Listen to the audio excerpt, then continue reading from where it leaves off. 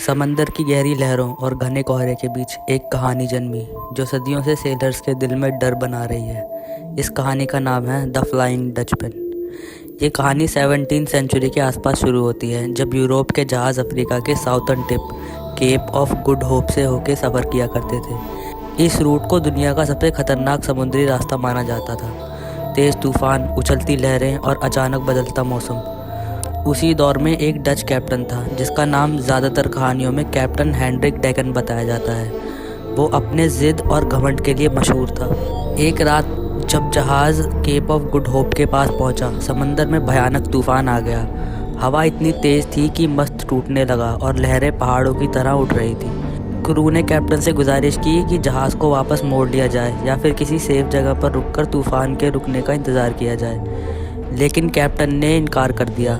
कहते हैं उसने गुस्से और घमंड में कहा, चाहे मुझे क़यामत तक समंदर में भटकना पड़े, मैं इस केप को पार करके रहूँगा। यही वो पल था जहाँ से इस कहानी ने एक और ही मोड़ ले लिया। कुछ कहानियों में कहा जाता है कि कैप्टन ने खुदा को चैलेंज किया, कुछ में ये कहते हैं कि उसने शैतानी ताकतों से मदद मांगी। तूफ़ान और ज़्यादा भयानक हो गया, बिजली चमकने लगी और अंधेरे के बीच जहाज़ पर एक अजीब सा सन्नाटा छा गया। उस रात के बाद वो जहाज़ कभी किसी पोर्ट पर नहीं पहुँचा। कहानियों के मुताबिक कैप्टन और उसके पूरे क्रू को एक शाप मिला। उन्हें हमेशा के लिए समंदर में भटकते रहना होगा, ना जिंदगी ना मौत, बस एक ना ख़त्म होने वाला सफ़र।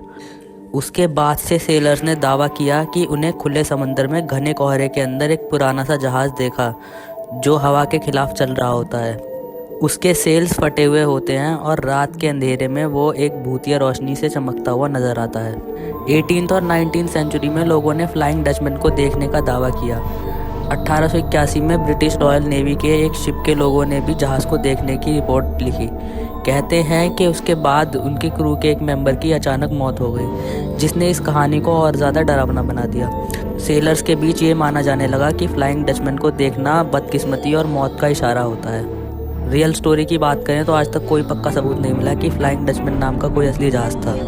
हिस्टोरियन मानते हैं कि ये कहानी शायद ऑप्टिकल इल्यूजन जैसे फाटा मॉर्गन मिराज की वजह से बनाई है, जिसमें दूर के जहाज़ हवा में तैरते हुए नज़र आते हैं। कुछ लोग ये भी कहते हैं कि ये कहानी उन सेलर्स को कंट्रोल में रखने के लिए बनाई गई थी जो खतरनाक रास्तों पर हद से ज़्यादा हिम्मत दिखाते थे।